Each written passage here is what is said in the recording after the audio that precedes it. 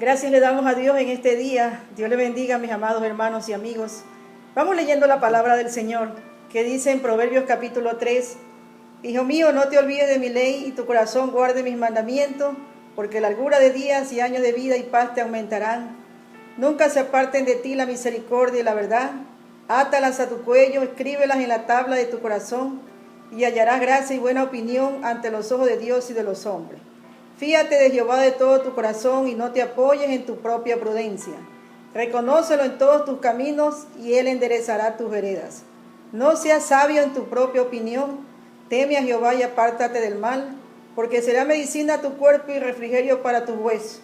Honra a Jehová con tus bienes y con las primicias de todos tus frutos. Y serán llenos tus graneros con abundancia y tus lagares rebosarán de mosto.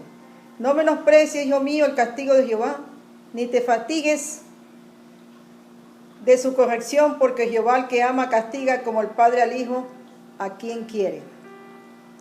Nosotros estamos mirando aquí de la corrección que habla. Aquí la Biblia, no menosprecies, hijo mío, el castigo de Jehová, ni te fatigues de su corrección. Como anécdota, yo pregunto hoy día y digo, ¿has ido alguna vez a una entrevista, sea de trabajo o que te van a calificar sobre algo, donde tienes que seleccionar a la mejor persona que califique para el puesto de trabajo? Y tú te has sentido tan seguro que has ido con tu currículum y has dicho, pues yo voy a arrasar porque mi currículum pesa. Yo soy un profesional, yo soy alguien que ha invertido mi tiempo, mi vida en las mejores universidades dentro y fuera del país. Y entonces tú llegas ahí muy confiado y te hacen la entrevista y resulta que tú te quedas para que llamen al que es calificado. Y eligen al que tú menos te esperas y te dicen que tú no calificas. Y tú miras por abajo del hombro, por los pies, como menospreciando al que calificaron. Y vienes y te dice, pero ¿por qué no califico si yo tengo las mejores universidades? Imagínate que el Señor es el que ha estado calificando a estas iglesias. Y el Señor venga y te conteste como le contesta a la iglesia de la Odisea y le dice, y te diga, lo que pasa es que tú eres un desventurado, miserable, pobre, ciego y desnudo. ¿Cómo te sentirías? La iglesia de la Odisea era una iglesia rica, tenía dinero, tenía posesiones, y que le diga que era pobre. Y tú vas a decir, yo no soy pobre, yo tengo riqueza. Yo no soy ciego, yo sí veo. Pero aquí te está hablando en el término espiritual.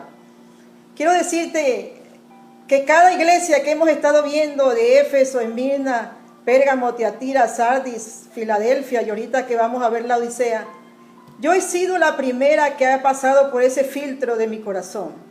La primera en examinarme y la primera en estar pidiéndole perdón al Señor si en algo te he fallado. Porque esto de examinarse, el único que califica es Jesús. La ciudad de la Odisea fue fundada en Antíoco en el siglo III después de Cristo. Antíoco II en el 265 al 246. Y llamada así en honor a la esposa, le puso la Odisea, porque la esposa se llamaba Laodicea, que significa justicia o juicio del pueblo. La Odisea se destacaba entre una provincia romana de Asia por su gran riqueza, su vida comercial y por su práctica médica. Habían descubierto un colirio para sanar las enfermedades de los ojos, para que las personas que no tengan problemas en las vistas los vean. Era una ciudad próspera, tenía un banco y eso lo hacía bastante próspera y era la más rica entre todas las iglesias, entre Éfeso, Esmirna, Pérgamo, Tiatira, Sardis y Filadelfia, era la iglesia más rica.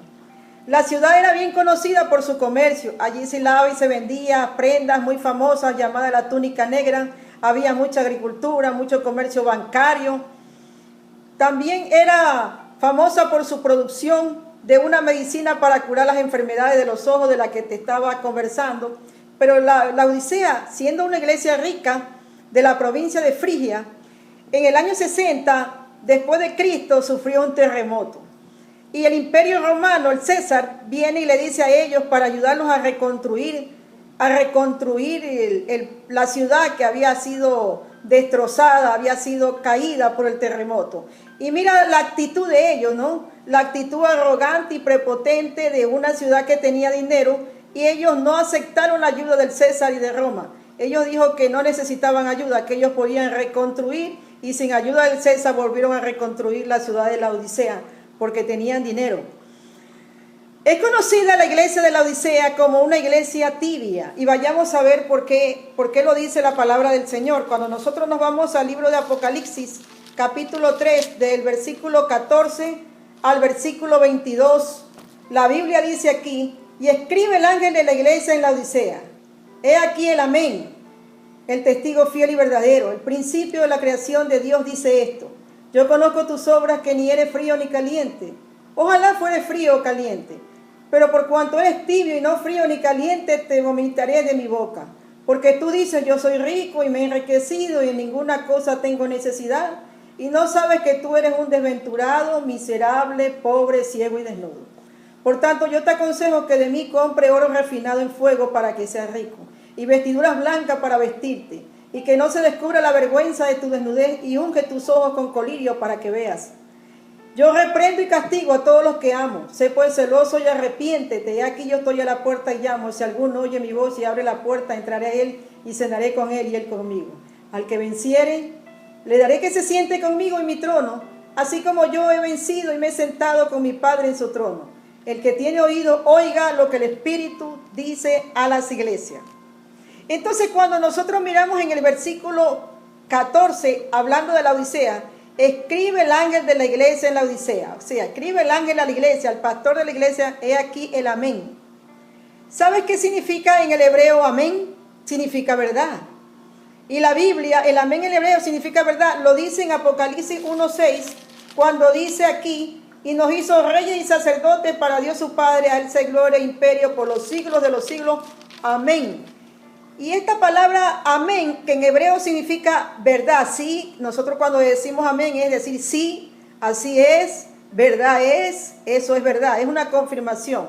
Eso lo encuentras que se repite 2 veces en Isaías 65:16 y también lo repite Pablo en 2 de Corintios 1:20.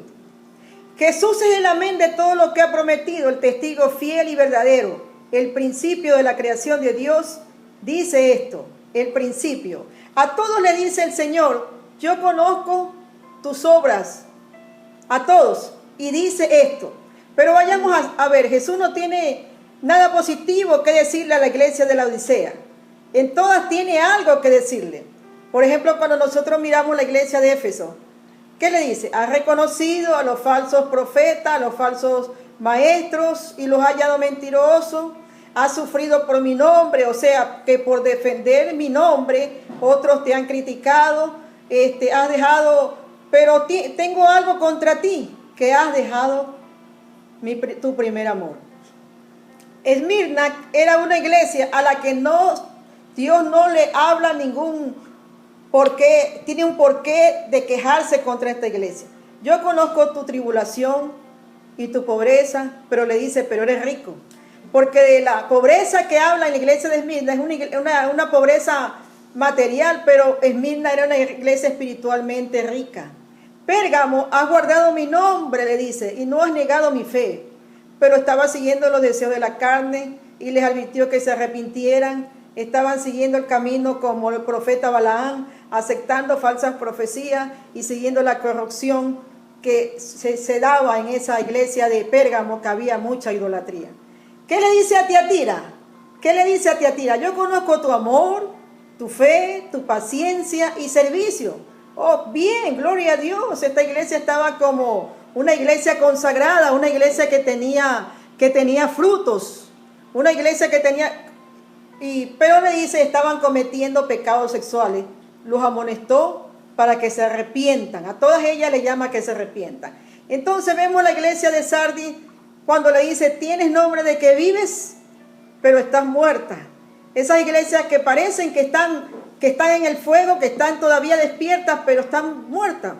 Pero hay un versículo en la iglesia de Sardis que le dice: afirma las cosas que están por morir. O sea, le quedan un poquito de cosas todavía, que dentro de esas que están por morir, a lo mejor todavía es como cuando tú tienes carbones en un lugar para encender la llama, para asar algo, y tienes ahí los carbones ahí, y hay un carbón que se trata de prender. O sea, todavía afirma eso para que vuelvas a prender, te afirma las cosas que están por morir. O sea, le quedan algunas cosas que están a punto por morir, pero todavía puede despertarla, pero la decisión la tomamos tú y yo. Cuando le dice, ponte las vestiduras blancas, porque hay algunos ahí que sí van a ponerse las vestiduras blancas. ¿Y qué le dice a Filadelfia? Filadelfia, la que debemos de parecernos todas. Filadelfia no tiene ningún reproche. Le dice, yo conozco tus obras, he puesto una puerta abierta que nadie puede cerrar, porque cuando el Señor abre puertas a sus hijos, hombres y mujeres, no hay diablo que la pueda cerrar, no hay hombre que te quite y del lugar donde Dios te puso. Y aunque tienes poca fuerza, le decía a Filadelfia, pero has guardado mi palabra y no has negado mi nombre, en fin de todo has sido obediente. Pero cuando vamos a la última, a la séptima iglesia, no le encuentra totalmente nada. Y le dice que lo iba a vomitar por su boca porque no eres ni frío ni caliente. Leamos que estamos en Apocalipsis capítulo 3, 15. Yo conozco tus obras, que ni eres frío ni caliente. Ojalá fueras frío o caliente. Yo conozco tus obras, le dice Jesús. Está hablando en una forma como una metáfora, porque es comprobado por los médicos que a alguien que está enfermo se le da agua tibia, porque el agua tibia produce vómito y lo induce a vomitar. Pero le dice el Señor, ni eres frío ni caliente, eres tibio. O sea que ojalá fuera frío o caliente. Los manantiales son fríos y son refrescantes, ¿verdad? Hay manantiales que son fríos. Las aguas minerales calientes son medicinales, que cuando tú vas a la parte de la sierra aquí en mi país, buscan esas aguas termales, esas aguas calientes que hacen bien para la salud. Pero las aguas tibias lo que producen son náuseas. Entonces cuando Jesús le dice a esta iglesia de la Odisea, yo conozco tus obras, pero va directo a decirle, no eres frío ni caliente. ¿Qué es la gente caliente? Siempre está en el fuego de Dios. La gente caliente en el fuego de Dios busca las cosas, siempre está ardiendo en buscar la presencia del Señor, en vivir una vida que le agrade a Dios. Y los que están fríos son los mundanos, son esa iglesia muerta, son esos que les arrastra el pecado, ya no les interesa la palabra de Dios, ya no les interesa la iglesia, ya no quieren ir a la iglesia. Entonces, estamos viendo cuáles son las actitudes de un cristiano caliente en el fuego de Dios y un cristiano frío y carnal e indiferente a las cosas de Dios. Pero entonces, ¿qué quiere decir el Señor con esos tibios? Los tibios son los que se identifican con la fe. Sí, son esos cristianos que dicen, tienen fe, oran, leen, estudian la Biblia, se la saben, diezman, hablan de cambios, pero ni ellos mismos cambian. Son como los fariseos cuando Jesús les decía, estos le dicen a otros que hagan lo que ellos no hacen y esfuerzan a otros a seguir la ley que ellos no la viven. Entonces los tibios son personas que parecen estar en el fuego de Dios, pero no lo están. Parecen estar bien metidos con el Señor, y cuando tú hablas con ellos, hasta ellos dicen, es que aquí en esta iglesia, en este lugar, se necesita que hayan cambios. Lo hablan teóricamente, pero el primero que tiene que cambiar es Él. Y Él no ha cambiado, sino que parece caliente, pero es un tibio. Romanos 10:1 dice, hermanos, cuando Pablo le habla a la iglesia en Roma, le dice, hermanos, ciertamente el anhelo de mi corazón y mi oración es a Dios por Israel, es para salvación. Mira lo que le dice.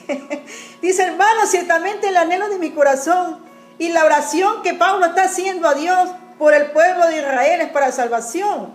O sea, era un pueblo que conocía la salvación, que conoció de Cristo. Y que Pablo diga, ahora hay que hablarles de salvación. El cristiano se ofendería y decía, ¿cómo tú me vienes a mí a decir que yo necesito ser salvo? Cuando yo era muy joven, el Señor me llevó a una iglesia grande de aquí de Guayaquil, una iglesia bien grande, no la voy a nombrar. Pero me acuerdo que en oración el Señor me dice, pero tú le vas a hablar de la salvación, porque tienen 8 años en el Evangelio y todavía no saben ni lo que es el Espíritu Santo. Y ni siquiera saben lo que es la salvación, todavía no se han convertido a mí. Entonces, cuando yo leo esta parte, que la Biblia le habla a la iglesia de la Odisea y dice que son tibios, todavía hay cristianos que hay que volverles a hablar de la salvación, porque no están viviendo esa salvación, y esa salvación la pueden perder totalmente creyéndose ellos que estando en pecado son salvos todavía. Segunda de Timoteo 3:5, ¿qué dice de nuevo Pablo a Timoteo?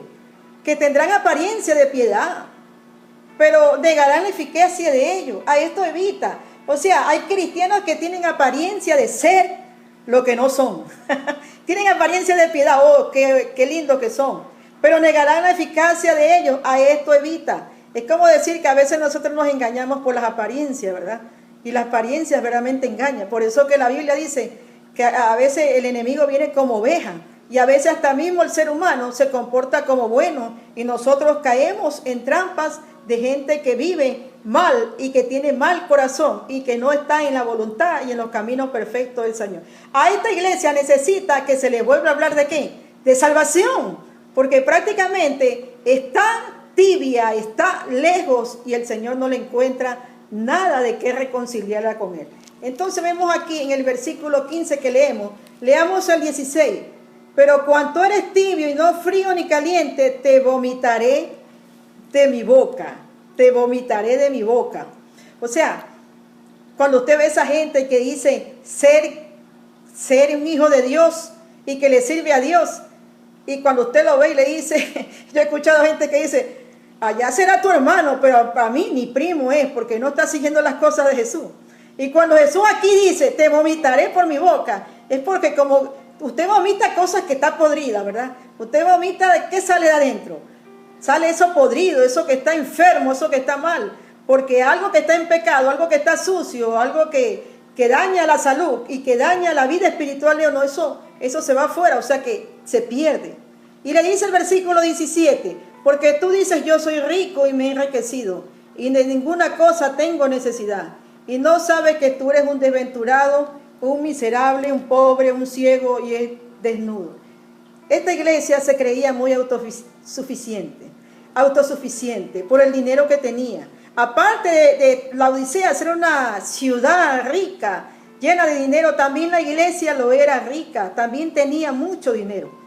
Y no van a escuchar a nadie, porque si tú vas y le vas a decir, oye, tienes que buscar la salvación, tienes que arrepentirte, tienes que volverte a convertir, ellos se van a enojar. ¿Qué le van a decir? No, yo ya lo sé. Tú no me tienes que a mí venir a decir lo que yo tengo que hacer, porque yo ya lo sé.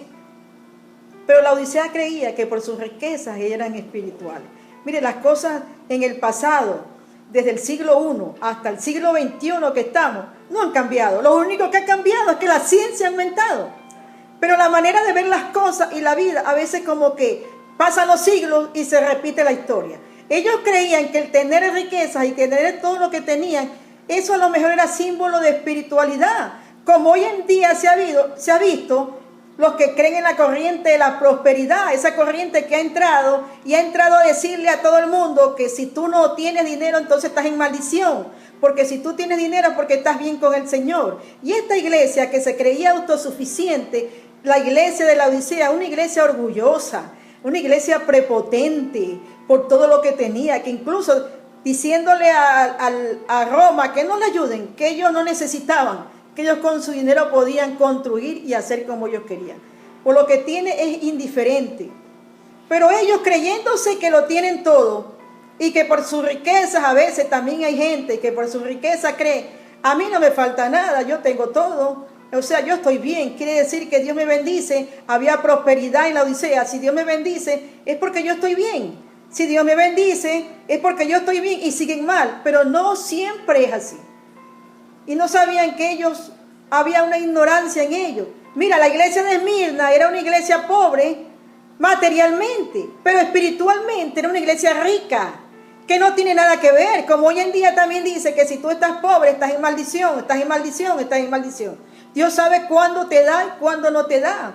Pero en ese lugar donde estaba, y era una iglesia rica, pero se ve que la prepotencia de ellos, cómo eran, cómo se comportaban con esa arrogancia, es que también eran mezquinos. A lo mejor no compartían lo que tenían con los pobres. Como hoy en día vemos, tienen harto dinero, pero son indiferentes.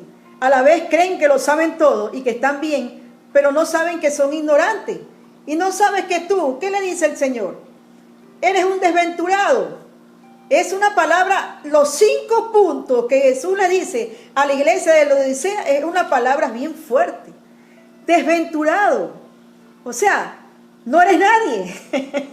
Eres un desventurado. Eres como un hijo bastardo, eres un desventurado, tú estás solo, porque ni siquiera le buscas al Señor. Te has enriquecido y te crees mucho por la riqueza que tienes. Y dice el 17, porque tú dices, yo soy rico y me he enriquecido. Es como escuchar a esas personas a veces que escuchamos y dice, yo no tengo que darle cuenta a nadie. Porque si yo tengo es por mi esfuerzo, por mi capacidad. Pero si no sabes que el que te abrió la puerta y el que te bendijo y el que te prosperó fue Dios. Y ahora malagradecidamente dice que solo es tu fuerza, es tu conocimiento. Y haces a un lado la verdad del Señor. Y ellos dicen de la misma manera, porque tú dices, yo soy rico y me he enriquecido, en ninguna cosa tengo necesidad. Al decirlo es una prepotencia, es un orgullo. Y el Señor le dice, tú no eres nadie. Lo que eres un desventurado. Como un hijo bastardo, que el hijo bastardo no se acuerda de su padre, no se acuerda de su madre, totalmente se olvida, se va y no quiere saber más. ¿Qué más? Le dice, tú eres un miserable. Cuando le dice miserable, es que le está diciendo, eres mezquino, eres egoísta, porque a lo mejor las otras iglesias que están alrededor, los otros cristianos que están alrededor, comparando a la iglesia de Esmirna, eran iglesias pobres, pero ni siquiera compartes lo que tienes de las bendiciones que te han venido porque eres egoísta. Todo es para ti. Por eso le dice, eres un miserable. Eres un miserable porque eres mezquino con las riquezas que Dios te ha dado y no las sabes compartir para ayudar al pobre. Porque el mismo Dios dice en la Biblia que cuando tú le das al pobre, le prestas a Dios.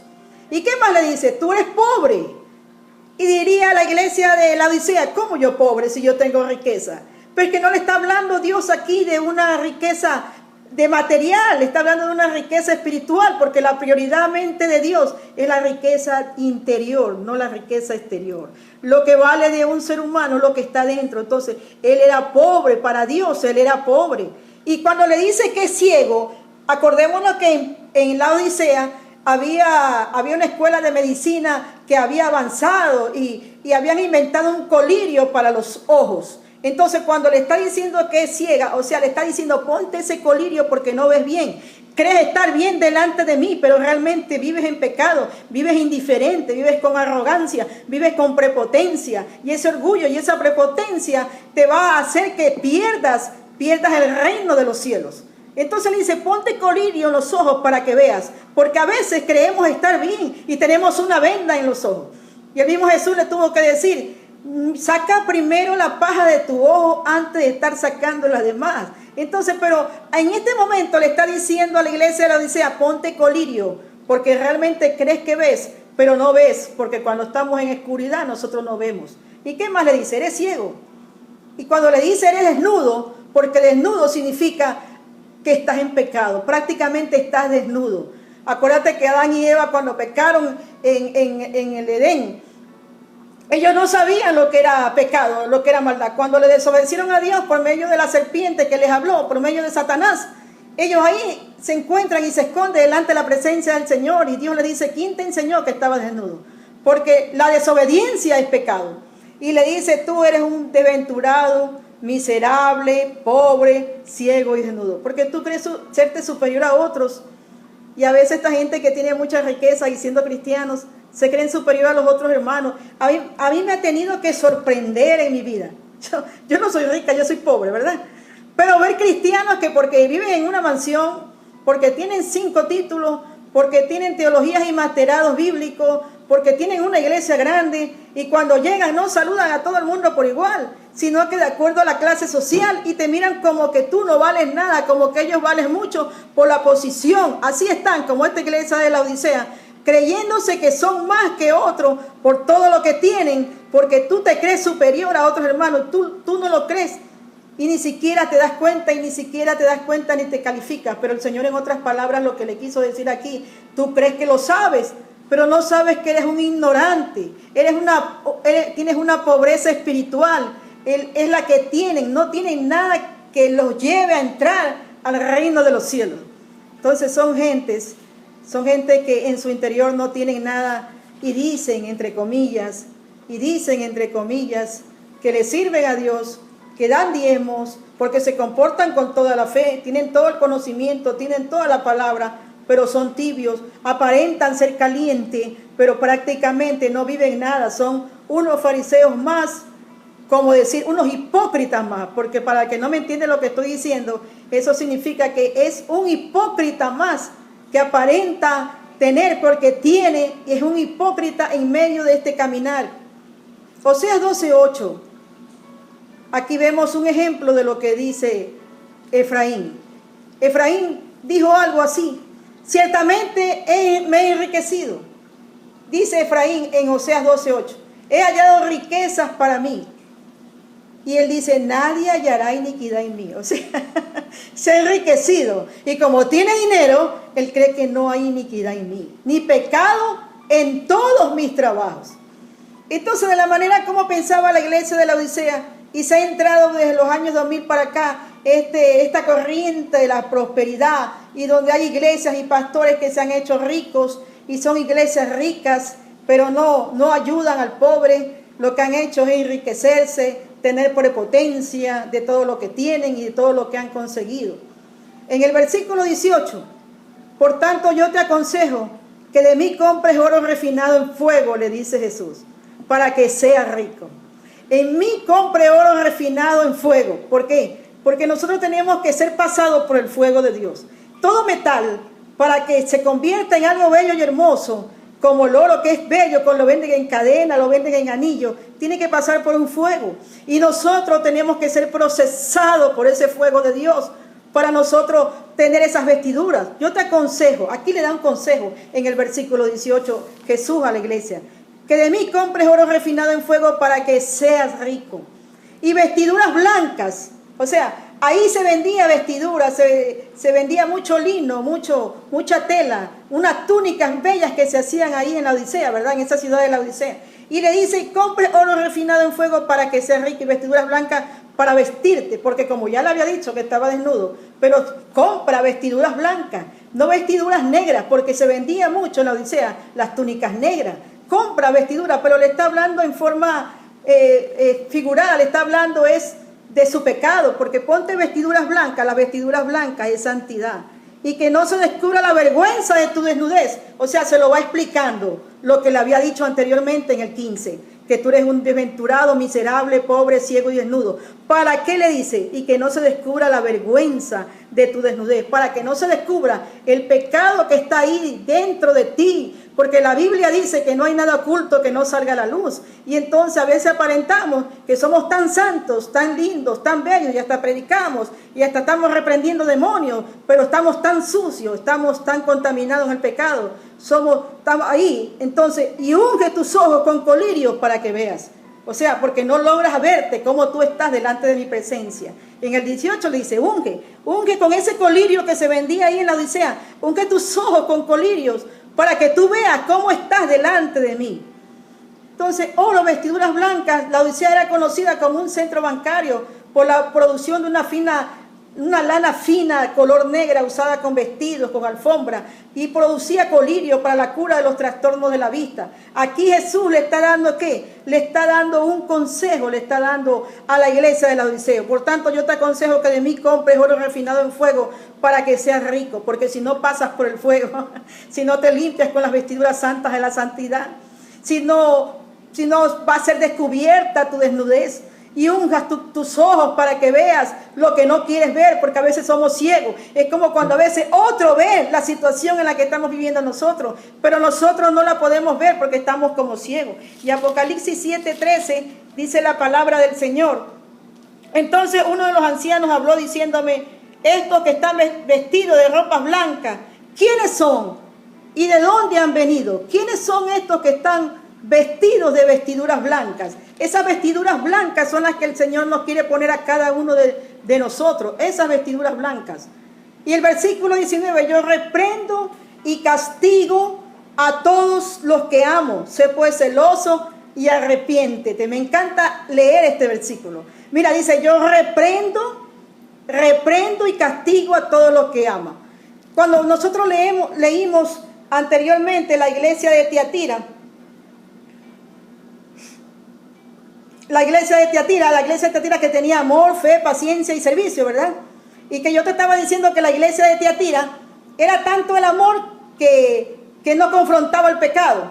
Y entonces a veces existen personas y cristianos mismos y ministros del Señor que dicen, no, si Dios es amor y Dios perdona los pecados. Claro que Dios perdona los pecados, pero también toda persona que cae en una iglesia, todo pastor, todo líder que cae dentro de una iglesia y que cae en pecado, nosotros como los ángeles de la iglesia tenemos que disciplinar, porque cuando tú disciplinas a alguien es porque lo amas.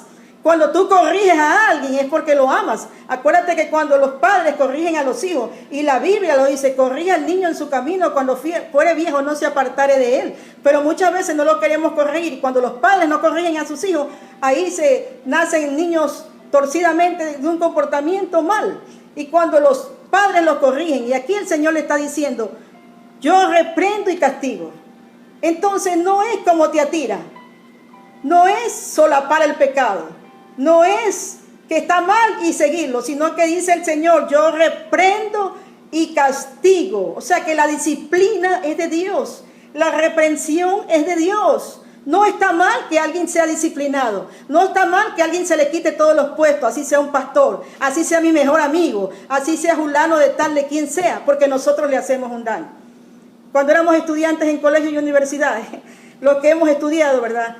¿Qué pasaba? Cuando teníamos al profesor supuestamente, entre comillas, más malo, al que no nos perdonaba ninguna falta, al que nos mandaba a repetir y decía que todo lo que hacíamos estaba mal, nosotros nos daba coraje. ¿Cuál queríamos? Al que nos solapaba y nos decía, sola, deme mente, deme para la colita, o deme un vinito y yo le pongo el 10, ¿verdad? A ese queríamos. Pero cuando pasan los años nos damos cuenta que gracias al profesor que nos disciplinaba, que nos exhortaba, de él aprendimos.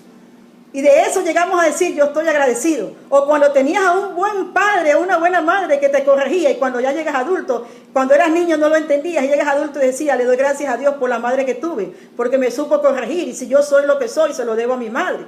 Entonces, cuando tú amas a alguien, porque eso es lo que hace el amor, o sea, Dios nos ama tanto que el amor de Él es tan grande que es para corregirnos, no es que no nos ama. Entonces, todo pecado trae consecuencias y todo tiene que tener una disciplina. Hebreos 12, mira lo que dice la palabra del Señor. Hebreos capítulo 12, versículo 5. Dice la Biblia, ya habéis ya olvidado la exhortación que como a hijos se dirige diciendo, hijo mío, no menosprecies la disciplina del Señor, ni desmaye cuando eres reprendido por Él. ¿Qué le dice? Porque el Señor al que ama disciplina y azota a todo aquel que recibe por hijo. El Señor al que ama disciplina. Entonces cuando disciplinamos a alguien no es porque no lo amamos. Cuando tú lo solapas el pecado, ahí es cuando tú no lo amas. Porque mira, las personas cuando caen y tú le dices, sí, te perdono, y sigue haciendo lo mismo sin haber una disciplina, entonces lo va a volver a hacer. Y lo va a volver a hacer la segunda vez, y lo va a volver a hacer la tercera vez. Como cuando el marido cada rato engaña a la mujer y le dice, no lo voy a volver a hacer más. Sí, perdona, pero vamos igual. No es de volver igual. Se lo puede perdonar, pero todo tiene una consecuencia. Tiene que haber un alejamiento, tiene que haber una disciplina. Entonces tú vuelves diciendo, ay, sí, entre comillas, sí. Si Dios me perdona, yo tengo que perdonarlo. Perdonar no es sinónimo de que tengas que volver a hacer igual todo, sino que tiene que haber un alejamiento hasta ver cambios. Y por eso que no hay cambio y la gente vuelve a hacer lo mismo. Dentro de las iglesias se ha visto. Ay, no, es que le voy a quitar, pero lo voy a disciplinar por 6 meses y le voy a volver a dar el puesto. No, hay que verlo si hay cambios para volverle a dar el puesto. Porque el Señor al que ama disciplina y azota a todo el que recibe por hijo. Si soportáis la disciplina, Dios os trata como a hijos. Porque ¿qué hijo es aquel a quien el Padre no disciplina? Pero si se os deja sin disciplina, de la cual todos han sido participantes, entonces sois bastardos y no hijos. Si se os deja sin disciplina, porque sois bastardos. Por eso que Jesús le dice a la Odisea, soy un desventurado, le está diciendo que es un bastardo. Pero si se os deja sin disciplina, de la cual todos han sido participantes, entonces sois bastardos y no hijos. Por otra parte, tuvimos a nuestros padres terrenales que nos disciplinaban y los veneraban. ¿Por qué no obedeceremos mucho mejor al Padre de los Espíritus y viviremos?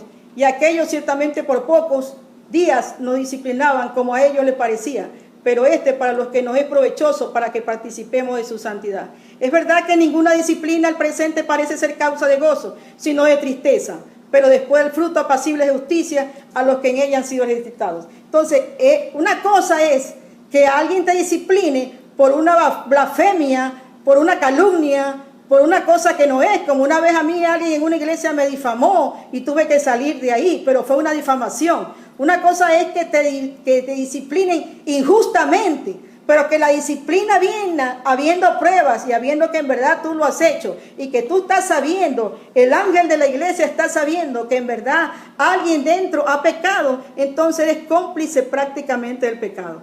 Y el Señor dice en el versículo 19, yo reprendo y castigo a todos los que amo. La disciplina, hermano, es de Dios. No te desanimes, que Él está puliendo. Entonces déjate que Él te pula y que Él te limpie todo, así mismo como lo quería hacer con esta iglesia de la Odisea, aunque no le encuentres nada. Cuando has pasado la disciplina vas a tener fruto de justicia y santidad y vas a tener paz. Eso lo dice, en verdad, dice el 11, que ninguna disciplina al presente parece ser causa de gozo. Porque cuando alguien te disciplina no es causa de gozo. Te vas a sentir mal, que sí, incomprensible, sino de tristeza. Pero después va a dar fruto apacible. Tal vez no lo entiendas ahora, pero lo entenderás después. A los que en ella han sido ejercitados. Entonces nosotros, por ejemplo, cuando el Señor dice que hay que corregir a los hijos, Proverbios 19, 18, ¿qué dice la palabra del Señor en Proverbios 19, 18?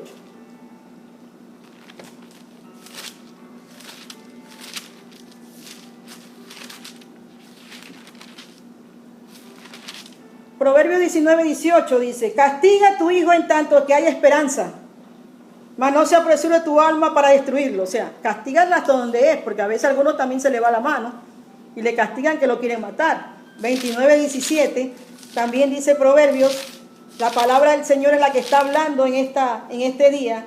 Corrige a tu hijo y te dará descanso y dará alegría a tu alma. Y en el versículo que nosotros leímos cuando empezamos la lectura de Proverbios capítulo 3, ¿qué dice la palabra del Señor? Aquí dice, no menosprecies, hijo mío, el castigo de Jehová, Proverbios 3:11, ni te fatigues de su corrección, porque Jehová al que ama castiga como el padre al hijo a quien quiere. Entonces no se puede decir que porque si el padre castiga al hijo es porque no lo quiere, más bien es porque lo ama. Porque si no hay corrección, entonces no se va a enderezar en su vida, porque él no sabe nada de su futuro y de su vida. Cuando nosotros miramos eso, la Biblia dice, sé pues celoso y arrepiéntete. Entonces estamos en el versículo 19, en el 3:19, que dice, yo reprendo y castigo a todos los que amo, sé pues celoso y arrepiente. O sea, no desprecies, no menosprecies la disciplina. Sé pues celoso y arrepiéntete. Porque a veces lo peor es cuando el mentiroso y dice que no lo ha hecho y sí lo ha hecho. Le puede mentir a todo el mundo, pero no le puedes mentir a Dios. Entonces dice, sé celoso y arrepiéntete. He aquí en el 20, ¿qué le dice? Yo estoy a la puerta y llamo. Si alguno oye mi voz y abre la puerta, entraré en él y cenaré con él y él conmigo. Este versículo bíblico se lo usaba por años como para la gente inconversa. Mira, este versículo es para nosotros, la iglesia del Señor. Él como que te está hablando de salvación aquí. O sea, vuélvete a la salvación. Necesitas ser salvo de nuevo. Necesitas reconciliarte con Dios. Necesitas arrepentirte totalmente de todos tus pecados. Dice, aquí yo estoy a la puerta y llamo. Si alguno oye mi voz y abre la puerta, entraré él y cenaré con él y él conmigo. Yo estoy a la puerta. Está dirigida a una iglesia complaciente. Está dirigida a una iglesia como arrogante e indiferente como la Odisea. Las personas deben abrir la puerta y disfrutar del compañerismo íntimo del Señor. Porque a veces parece que estás ahí, pero no estás ahí. Por eso el Señor dice, yo estoy a la puerta y llamo. Porque estás dentro de una congregación como un religioso más. Yendo, pero no viviendo lo que dice la palabra. Y si alguno oye mi voz, yo entraré y cenaré con él cuando le dejas entrar en tu corazón. El Señor te está llamando al arrepentimiento. Este es un llamado a la Odisea de que se creía salva y no lo era. Estaba tibia y creía que estaba bien. Entonces, cuando leemos en Juan 14, 23, responde Jesús y le dijo, el que me ama, mira lo que dijo Jesús en San Juan 14, 23, el que me ama, mi palabra guardará. Y mi Padre le amará y vendremos a él y haremos morada con él. Cuando nosotros le amamos al Señor, queremos guardar su palabra, queremos hacer su voluntad. No haríamos nada que ofenda ni al Espíritu Santo. Pero cuando estamos así, tan indiferentes, tan llenos que con todo lo que tenemos nos creemos dueños del mundo y dueños de las cosas y queremos arrasar con todo el mundo y mirar por abajo a todo el mundo. El que menos tiene como que no vale. Vale el que tiene la posición económica que tenemos como tenía la Odisea. Una iglesia arrogante y prepotente por todas las comodidades que tenían. Pero esas cosas no te llevan al cielo. Por eso el Señor le dice, no, tú eres desventurado, miserable, pobre, ciego y desnudo. Porque crees saberlo, pero eres un ignorante que no sabes nada. Que las cosas no tienen que ver con las cosas materiales que tú tienes. La espiritualidad viene de adentro y de dejar todo lo sucio y ponerte una vestidura limpia, blanca, que eso es lo que quiere el Señor. Entonces aquí le dice, he aquí yo estoy a la puerta y llamo. Y cuando le dice en San Juan 14:23, el que me ama mi palabra guardará. Por eso solamente cuando amamos al Señor y cumplimos ese gran mandamiento que dice, amarás a Jehová tu Dios con todo tu corazón, con toda tu alma y con toda tu mente y a tu prójimo como a ti mismo. Cuando le comienzas a seguir y amar de corazón, tú no vas a amar nada que lo que ame Dios, eso vas a querer amar. Y vas a comenzar a despreciar las cosas mundanas que no traigan nada de satisfacción por el momento, pero pueden llevar tu alma al infierno, pueden llevar tu vida al infierno. Y lo peor, que habiendo conocido la verdad te puedas perder de esta salvación tan grande, que la puerta ahorita está abierta y la puerta está siendo tocada de nuevo para la iglesia, para que nos arrepentamos, porque Cristo viene pronto, Cristo viene pronto, Cristo viene pronto. Iglesia del Señor, de todo corazón te hago un llamado a que tú cierres tus ojos y te arrepientas de corazón. Por eso dice el 21, al que venciere, y él repite 7 veces en estas iglesias, al que venciere le haré que se siente conmigo en mi trono, así como yo he vencido y me he sentado con mi Padre en su trono. O sea, como Cristo venció en la cruz y tuvo el privilegio de sentarse con su Padre en el trono, nos va a dar el mismo privilegio a nosotros de sentarnos en las bodas del Cordero, al lado de Jehová, Dios de los ejércitos, y a cenar en esas bodas, porque el rapto está cerca y cuando estemos allá vamos a estar en el trono del Señor. Al que venciere estará conmigo en el trono de mi Padre, así como yo he estado. Eso lo dice Mateo 19:28. El versículo 22 dice, el que tiene oído, oiga lo que el Espíritu dice a las iglesias. Nosotros tenemos que aprender a ser un vencedor.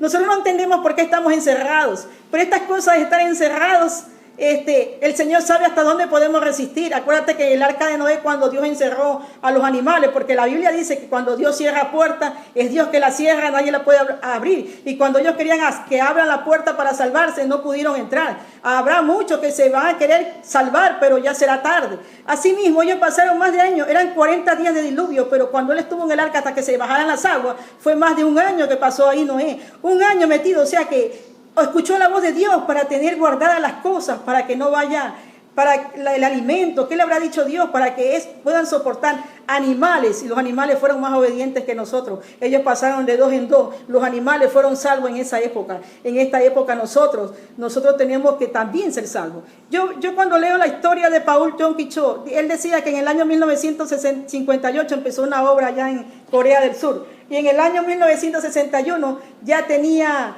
600 miembros. Y cuando él tenía 600 miembros, él dijo, Señor, yo quiero la iglesia más grande del mundo. Pero en ese tiempo, en Corea del Norte, en el año de 1961, él tenía 600, pero la iglesia más grande era de 6,000, de Yongnam.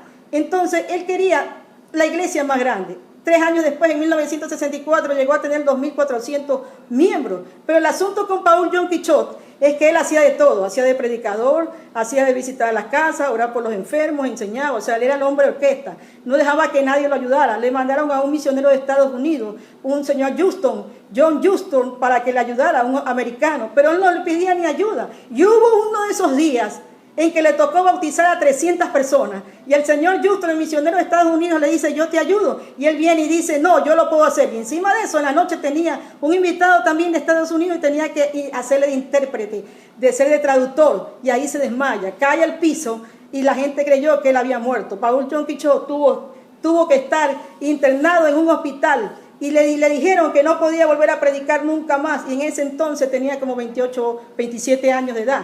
De 1964 a 1974 pasó 10 años en cama. Pasó 10 años en cama. Es su arrogancia. Él quería hacerlo todo, su arrogancia. Pero Dios tenía que llevarlo en cama para ahí pulirle y para ahí quitarle el orgullo. Porque, hermano amado, en este encierro en que nosotros estamos, eso es lo que le quería enseñar a Paul John Quichot. Que el dueño de la obra es Dios. que el que dirige es el Espíritu Santo, que el que dirige es el poder de Dios. Y en esos 10 años, el primer año que él estuvo encerrado, en 1965, él escribió sus primeros 2 libros. A los 3 meses ya Dios le había revelado a través del libro de los Hechos cómo levantar la iglesia. Y cuando él se dirige a los diáconos para decirle que necesitaba de la ayuda de ellos para levantar y abrir grupos en casa, ellos le dijeron: nosotros no lo vamos a aceptar, lo que queremos es que usted deje de ser pastor. Él le cayó físicamente de nuevo su salud. Después el Señor le dice: usa a las mujeres. Y Paul John Quichot le dice: ¿cómo? Esto no es Occidente, esto es Oriente. Aquí la mujer no tiene ningún valor, aquí solo ministran los hombres. Me van a botar del concilio al que pertenezco. Y el Señor le dice: esa es tu idea, pero la mía es de que tú uses a las mujeres. Y Paul John Quichot le dice: me lo vas a mostrar con la Biblia. Dios se lo mostró con la Biblia. Si ustedes quieren, busquen los libros de Paul John Quichot y van a escuchar el testimonio detalladamente, cómo Dios le habló, cómo Dios le ministró. Y fueron 20 mujeres que él eligió como líderes. 20 mujeres para que cada una se vaya a una casa. En menos de un año esas 20 mujeres ya tenían 150 grupos familiares. Entonces él tuvo que contratar 3 pastores para que cada pastor se haga cargo de 50 grupos familiares que habían abierto. ¿Quién? Estas mujeres. Dios le dio a este hombre el sueño que él tenía de tener la iglesia más grande del mundo. Pero el sueño no es con su fuerza, no es con su conocimiento, no es con mucha estrategia, es con el poder del Espíritu Santo. Entonces, en esta pandemia que estamos encerrados nosotros, esto como que también nos enseña una lección a nosotros, a los ministros, a todos nos enseña. La gente no depende de nosotros. Aquí estamos comprobando que el dueño y amo de todo es Jehová, Dios de los ejércitos. El dueño de la vida es el Señor y el que se maneja es el Señor, porque no nos vamos a llevar el orgullo de las vidas que tenemos en una iglesia y de lo que está ahí, porque son ganadas por el Señor. Entonces nosotros miramos aquí en el versículo 21: al que venciere le daré que se siente conmigo en mi trono, así como yo he vencido y me he sentado en el trono. ¿Cómo vencen los creyentes? Vencemos oyendo y obedeciendo lo que el Espíritu Santo dice a las iglesias. Mira, te voy a repetir del capítulo 2, capítulos 3 de Apocalipsis, a lo que le dijo a cada iglesia. A la iglesia de Éfeso, en el 2:7, ¿qué le dice? El que tiene oído, oiga lo que el Espíritu dice a las iglesias. Al que venciere, le daré de comer del árbol de la vida, el cual está en medio del paraíso de Dios. En el versículo 11, ¿qué le dice en el versículo 11 a la iglesia de Esmirna? Le dice: el que tiene oído, oiga lo que el Espíritu dice a las iglesias. El que venciere no sufrirá daño de la segunda muerte. Y en el versículo 17, ¿qué le dice a la iglesia a la iglesia de Pérgamo? Le dice: el que tiene oído, oiga lo que el Espíritu dice a las iglesias. El que venciere daré a comer del maná escondido y le daré una piedrecita blanca y en la piedrecita escrito un nombre nuevo, y el cual ninguno conoce sino aquel que lo recibe. Y en el 26-29, que es la iglesia de Tiatira, le dice: al que venciere y guardare mis obras hasta el fin, yo le haré autoridad sobre las naciones. En el capítulo 3, a la iglesia de Sardis, en el versículo 5, el que venciere será vestido de vestiduras blancas y no borraré su nombre del libro de la vida. ¿Tú quieres que tu nombre sea borrado? ¿Tú quieres vestirte de vestiduras blancas? En el 6, ¿qué le dice? El que tiene oído, oiga lo que el Espíritu dice a las iglesias. A la iglesia de Filadelfia, ¿qué le dice? Le dice: al que venciere yo le haré columnas en el templo de mi Dios y nunca más saldrá de allí. Escribiré en él el nombre de mi Dios y el nombre de la ciudad de mi Dios, la nueva Jerusalén, la cual desciende del cielo. Vamos a tener un nombre nuevo. Jesús va a tener un nombre nuevo que en la Biblia no nos es revelada. Y aquí en el versículo 21-22, al que venciere le daré que se siente conmigo en mi trono, así como yo he vencido. ¿A qué tenemos que vencer? A todo ese pasado de pecado, a todo lo que aquí Jesús entró a calificar a su iglesia dentro de estas 7 iglesias. Aquí Jesús nos está calificando a nosotros cómo estamos espiritualmente. A veces creemos estar bien, pero estamos totalmente mal. Una iglesia que no tenía nada, a la iglesia de la Odisea, nada que Dios le pueda elogiar. Le dice: no, ni eres tibia, te vomitaré. O sea, eres tan carnal, eres tan impía, eres tan hipócrita, porque aparentas que por tus riquezas tú estás bien, pero estás tan mal y no estás predicando ni el verdadero evangelio. Crees que la prosperidad tiene que ver, esa prosperidad que tiene, con espiritualidad que no tiene nada que ver. Y cuando le dice: eres un desventurado, un miserable, eres hasta mezquino, egoísta, y no ayudas a los demás, a los que no tienen. Lo que Dios nos da es para compartir. El que tiene oído, hermano, oiga lo que el Espíritu dice a las iglesias. Y mirémonos nosotros cómo estamos delante de la presencia del Señor. Cristo viene Y en estas 7 iglesias el Señor nos ha ministrado en esta hora. Ahí donde tú estás, si quieres aceptar a Cristo, ora conmigo. Padre, en el nombre de Jesús, me arrepiento de todos mis pecados. Entra en mi vida y en mi corazón. Límpiame con tu sangre preciosa. Señor, reconozco que he pecado contra ti. Límpiame con tu sangre, entra en mi corazón y hazme una nueva criatura. Perdóname, Señor, y enséñame a través de tu palabra la salvación. No quiero perderme, quiero ser salva y quiero irme cuando tú vengas, en el nombre de Jesús. Señor, bendigo cada vida que me ha estado escuchando. Que la paz y la presencia tuya esté ahí. Si alguien está enfermo, Isamanda, Libacanda, Santo Jesús. Hay alguien que me ha estado escuchando y le veo llorar, le veo llorar. Estás llorando ahí, estás llorando. Abraza al Señor, vuélvete al Señor. Siento en mi espíritu decir que es una mujer, alguien que está llorando fuertemente. Han sido tantas tus luchas y tus pruebas, pero el Espíritu Santo te consuela. Y Padre, consuela el dolor y la tristeza se vaya y la paz tuya entre en cada hogar. Yo he venido para que tengan vida y la tengan en abundancia. Jehová te ama, Cristo te ama y la bendición de Dios. Dios te bendiga, Dios te guarde, te amamos. Bendiciones.